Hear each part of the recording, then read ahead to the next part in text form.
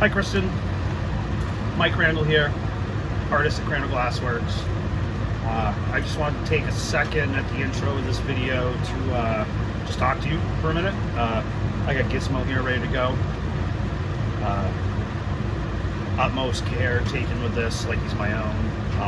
I was really touched by your note that you sent along with him, and I'm so honored to do this for you, and I'm so thankful for your service. My little brother passed away in the military, and it was the loss of my little sister that got me started down this journey working with Cremains in glasswork. I've been lamp working since 2014, and at first it was just a hobby, and then when my little sister passed away, I looked into having a piece made, and it was just kind of on my price range. And I was like, well, I make, okay glass art, and started with a piece from her, and somebody heard about it and asked, and so on and so on, and here we are a handful of years later. This is what I do now, and I'm so grateful for it.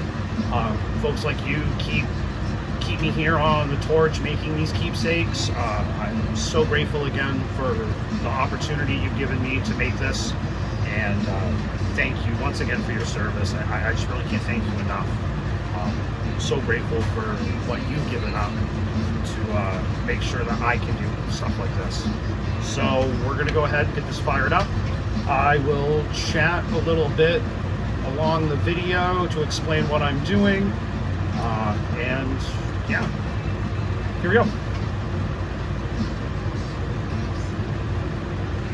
These are my safety glasses. These are made, they have a titanium filter on them, and they keep this flare. You're gonna see this red flare from damaging my eyes. Kind of like a welder's flash.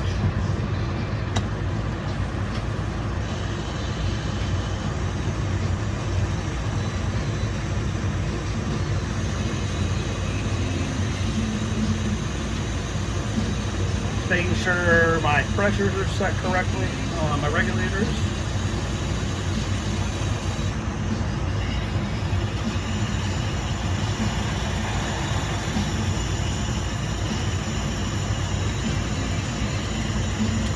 I recently upgraded to this two-stage torch. You saw we had two different flames working together now, and this allows me to make these big pieces that we're working on tonight.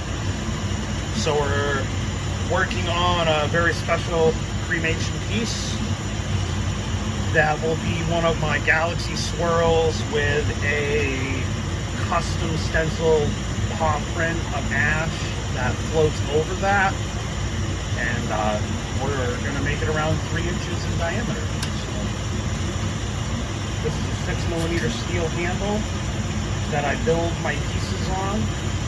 The glass sticks to the steel, but the steel is strong enough and can handle the heat so it doesn't flop around and bend like the glass handle would while we're making our piece. It took me a long time to figure that one out.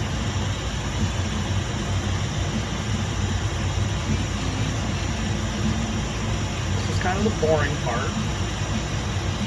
We're just going to melt down a bunch of clear glass right now, and then we're going to make a cone on the back, and that cone will be the base for our swirl.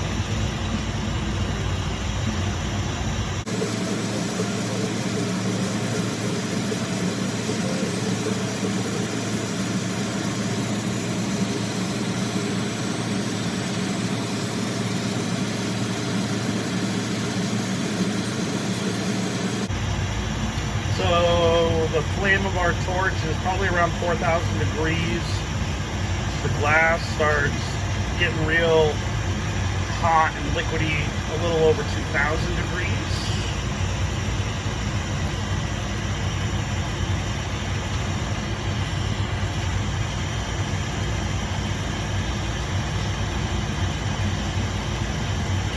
And glass is that cool thing where you apply some heat and you can get it to move. You can make it almost a full liquid like water if you get it hot enough, and then you just let it cool and it'll come right back to being, in some cases, as hard as steel.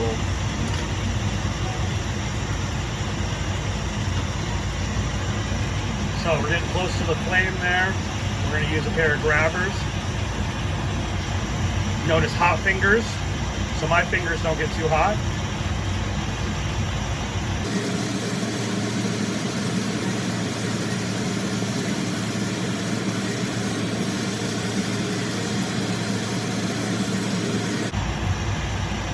So there's one. Get a bowl of water. I'm dropping those hot pieces of glass into. Now we're going to add 3 more rods of clear on to this base. This whole piece will take anywhere from 8 to 10 rods of clear, depending on the diameter of the clear. Some are a little bigger, some are a little smaller. They're anywhere from 7 millimeters to 10 millimeters. And it's really surprising how much more mass you can get out of a marble, or not marble, how much more mass you can get out of a rod of glass that is 2 millimeters bigger. That 6 millimeter to 8 millimeter difference, huge. Probably the hardest thing to translate to folks outside of the industry is the sheer volume and weight that goes into some of these larger pieces. But I'm having so much fun making these big ones now. My first marbles were less than half an inch probably in diameter. And now we're up in that 3-inch range. So that's a lot of fun. But we have successfully made cremation pieces as small as 2 millimeters. We had a request for 2 millimeter cremation micros that were set into custom jewelry settings. Which is pretty awesome.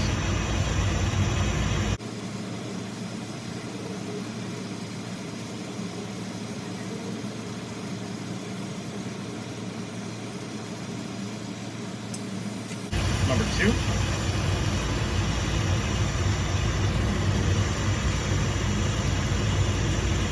You want to make sure you just heat everything back up, full mass at 1 temp. Keep that handle nice and warm.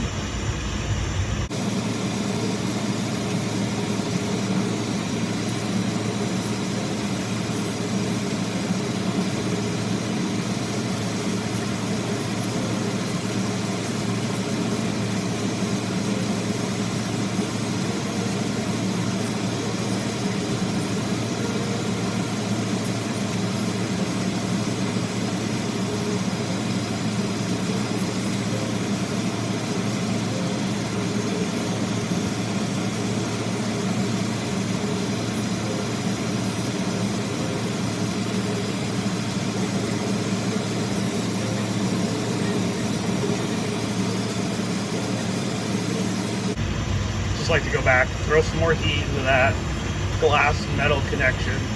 Nothing pops and cracks or breaks. That was another thing that took me a really long time to get the hang of, and you still kind of will get caught up sometimes in the moment of, oh, I gotta move this little bit of glass over here, and you spend a couple extra moments even focusing on that, forgetting to reheat your handle, and things can crack pretty bad. Not so much into the big piece anymore, but more so that connection can crack, and when you go to melt that crack back in so everything's happy, the piece can fall off. But we've got that pretty well figured out these days.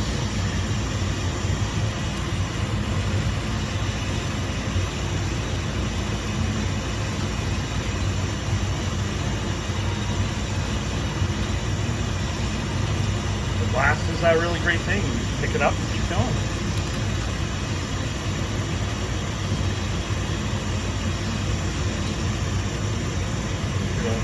Nice big blob going. I think I'm going to call this my base.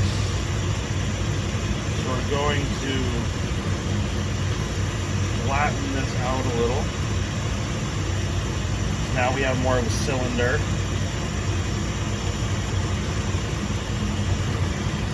Now I'm going to heat up the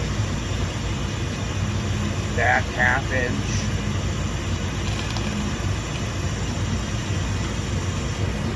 And I have a graphite pad down here and a graphite marble mold that you can't see, unfortunately.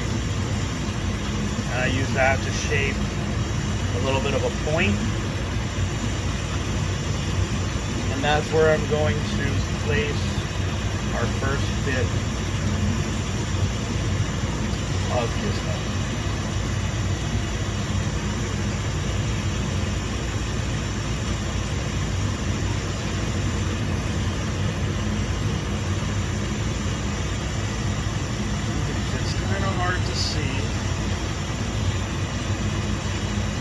All that sticks in real nice.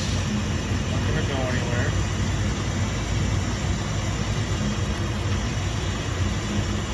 We'll reheat everything again.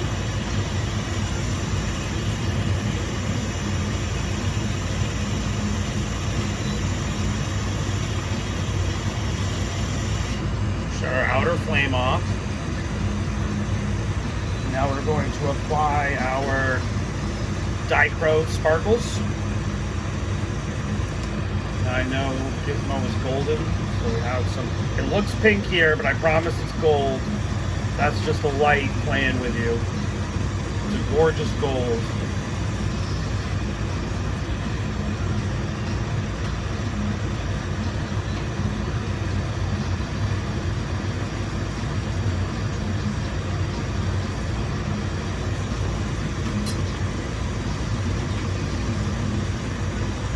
Using the graphite pad on my torch here to cool that a little bit. A little glow. Well, not where I wanted it. That's okay.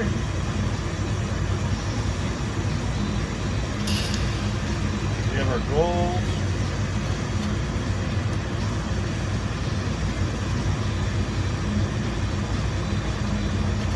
I have this beautiful fuchsia.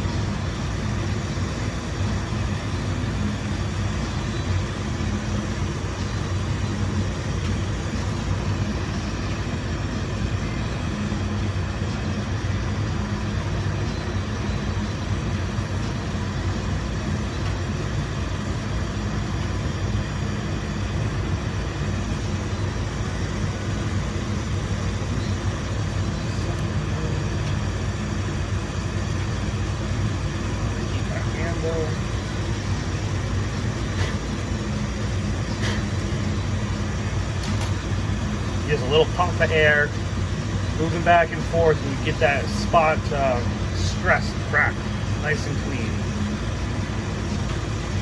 But like with that gold piece, I clearly had stress somewhere else in that strip of Dichro, and so it broke there instead.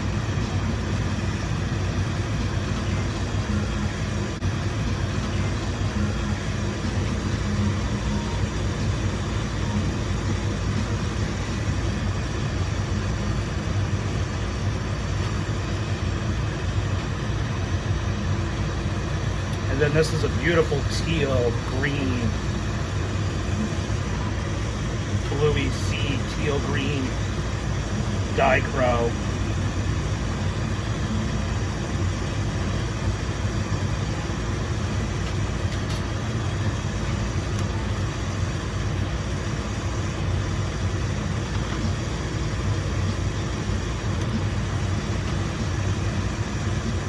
What I really like about what I'm envisioning for the concept of this piece is that for all my paperweights and marbles with a lens on the front, I would put a solid color backing on. But I want you to be able to to view this from multiple angles with the lit stand. So I'm going to only have that as the amount of black, what's on the back of those two pieces of dichro. That's going to let light shine up through it, and I think it's just going to be absolutely gorgeous. So here we have, this looks purple to you, well, and me right now, but we're going to change the flame chemistry, and that's going to give us some spacey looking stripes.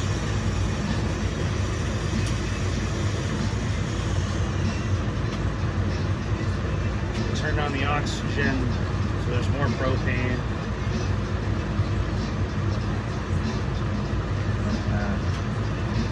One stripe in between each set of colors, and then I'm going to add one stripe behind the gold.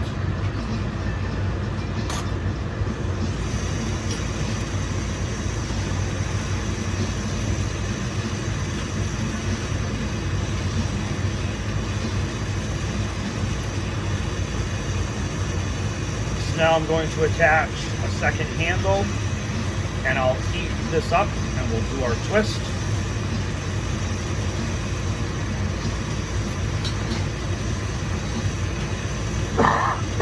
Excuse me.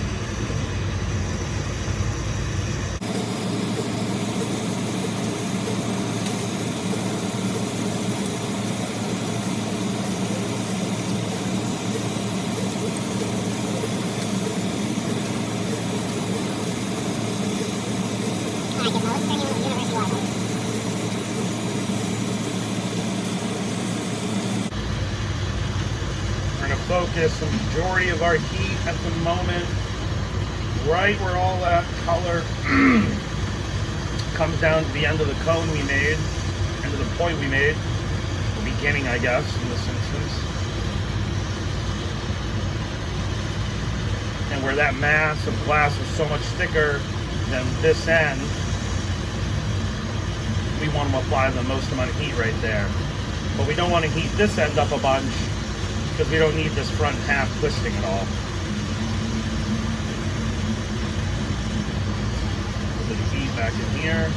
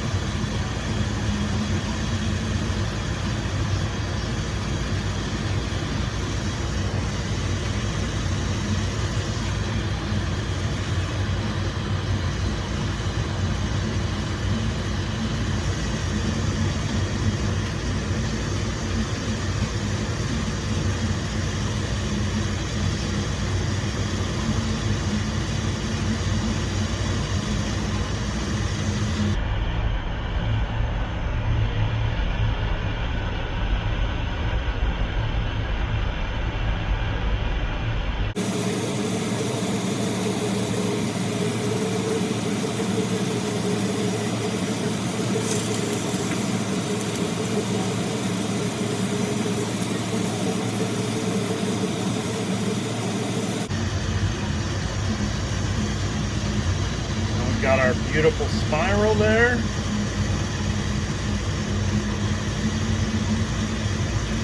Which I can see into from my end. I can see, and it's gorgeous.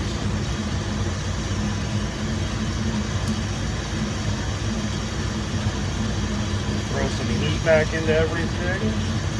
That was a lot of time to be outside of the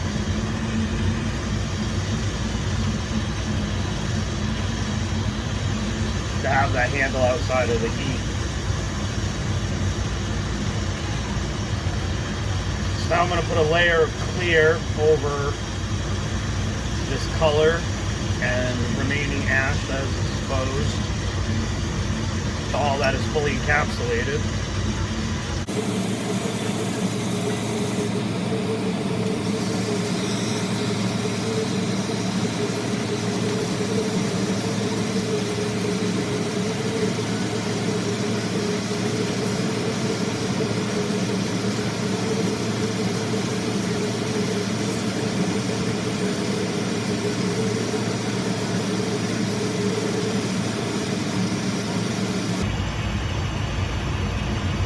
right now I'm trying to only heat up the clear rod in my right hand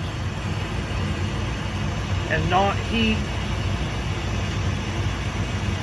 the glass on the mandrel here, because I don't want to distort those lines that we so carefully twisted. If you get a little too eager and you don't have that base piece cool enough, you will twist all that up in ways you don't want. You basically undo the work you did. You can make things start getting sloppy, and just take your time.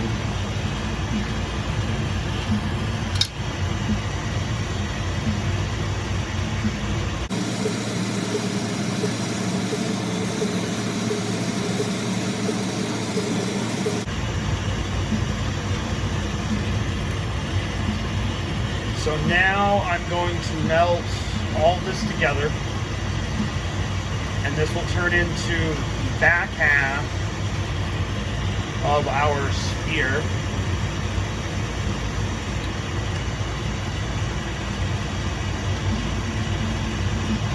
And then I will pick up our paw print of ash that will float over all of this.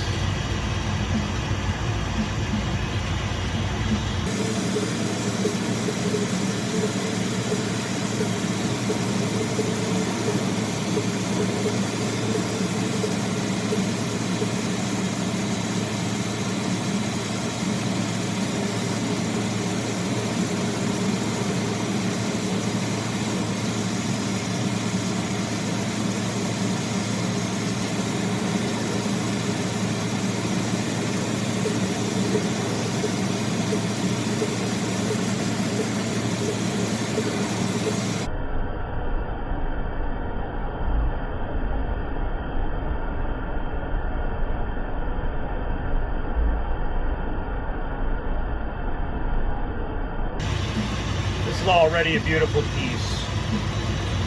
When we have that paw print floating above all this, oh, so excited.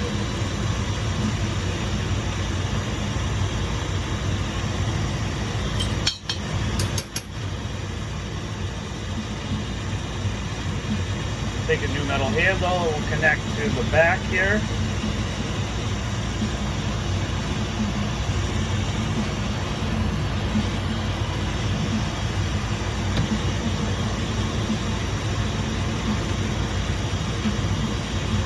Bumping my lamp here. I have it in a different spot to film this tonight than I usually do, and I can tell that I definitely do my movements in particular ways, so I keep bumping it. No harm though.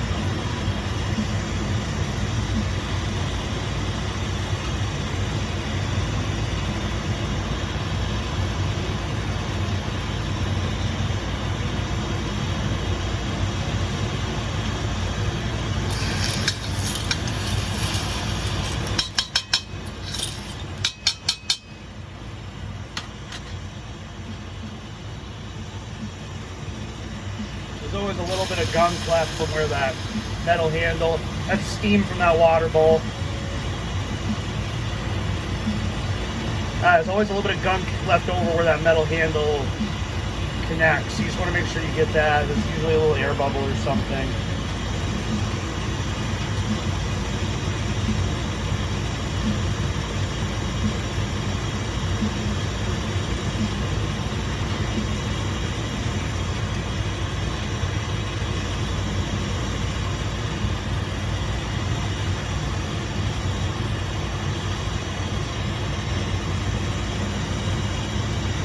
So, I think you can actually see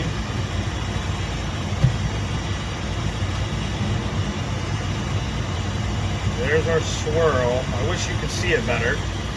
What I see is just beautiful. Absolutely gorgeous.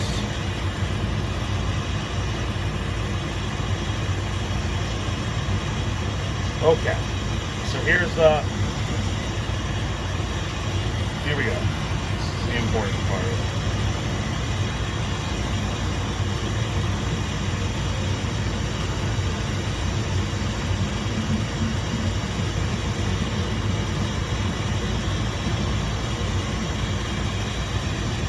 Yes. Perfect. Perfect, perfect, perfect. Oh, I'm so happy. So now,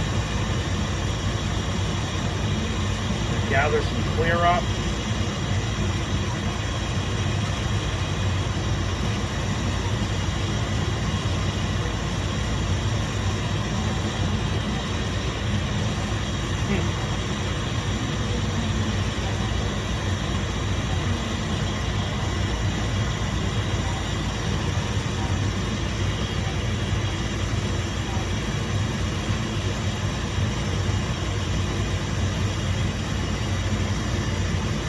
Up. Oh.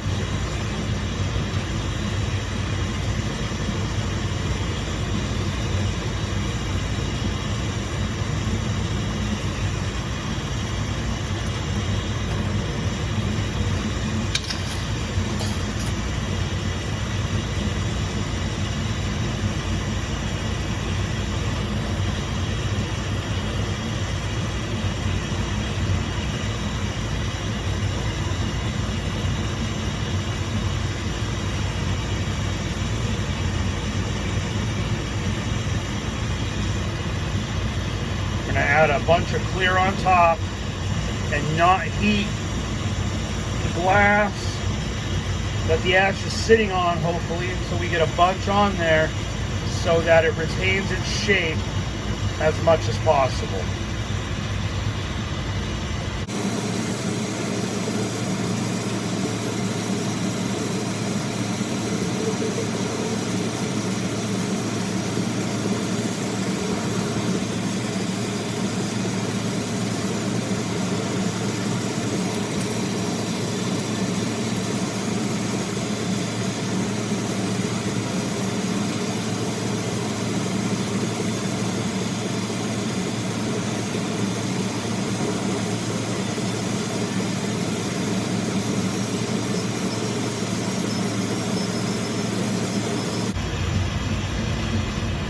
There's another rod of clear, and that's encased our ash.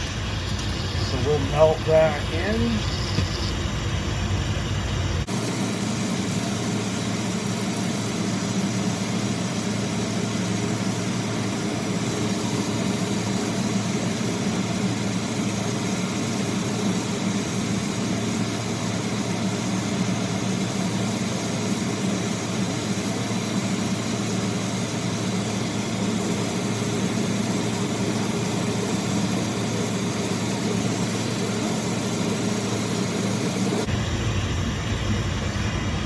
Go.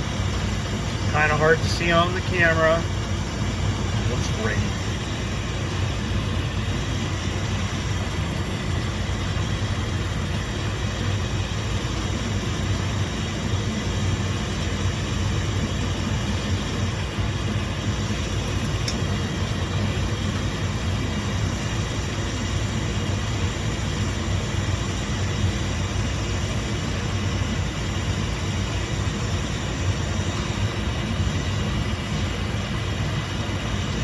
Now I'm going to add a whole bunch more clear on top of this to lens this out real well so we get a nice, big, beautiful orb for you.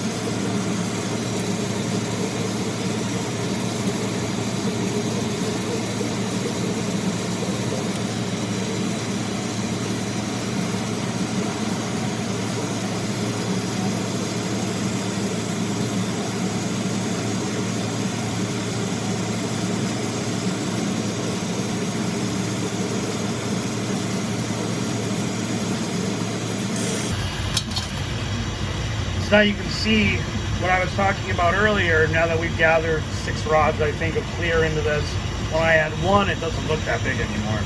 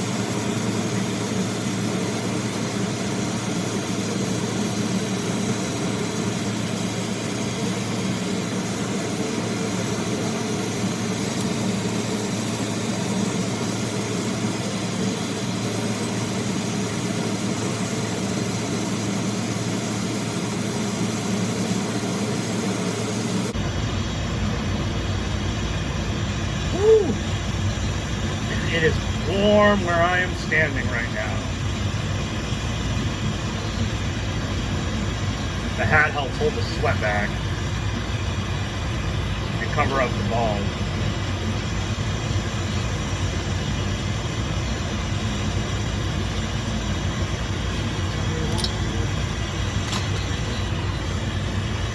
Alright, we're going to throw a whole bunch of heat in this now and reshape it round. See how we're looking.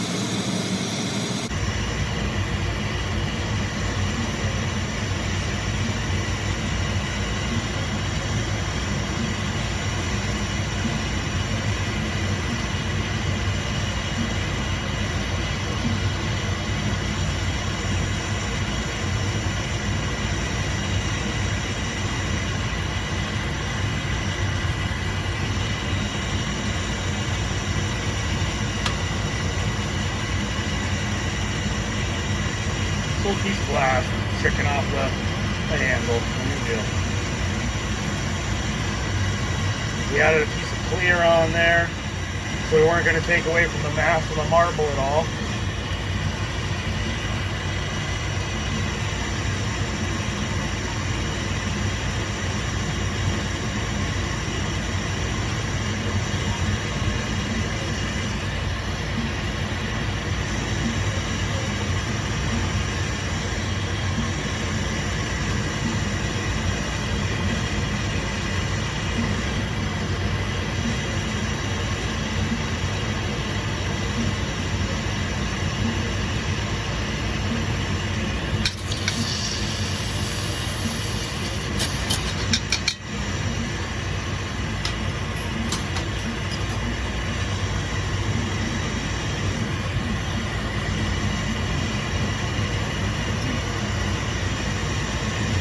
I am lucky enough to have my studio right here in my home, in my garage. And I am lucky enough that I can heat my garage, so I am comfortable, and my beautiful wife can come out, hang out on a couch.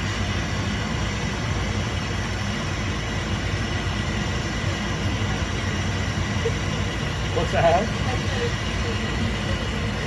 It's because there's heat out here. Yeah, if it was cold, she'd be, chilling where it's warm. And I can't blame her.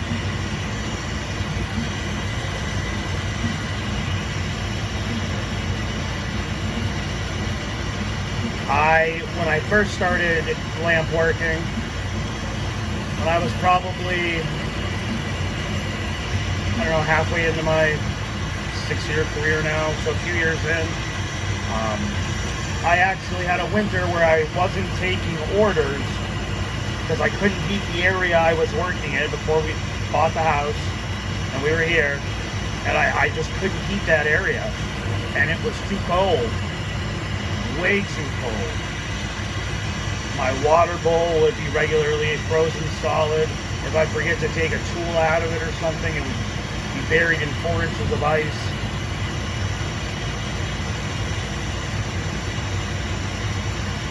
So we have come a long ways in a short amount of time to having a fully heated studio with a leather couch.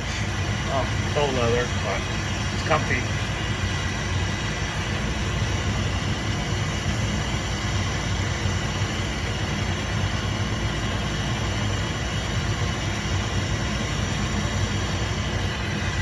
I am currently adding on an extra layer of clear in the back to help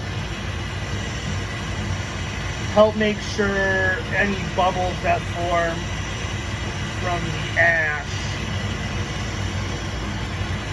stay in the glass and don't come out on us to the surface on us.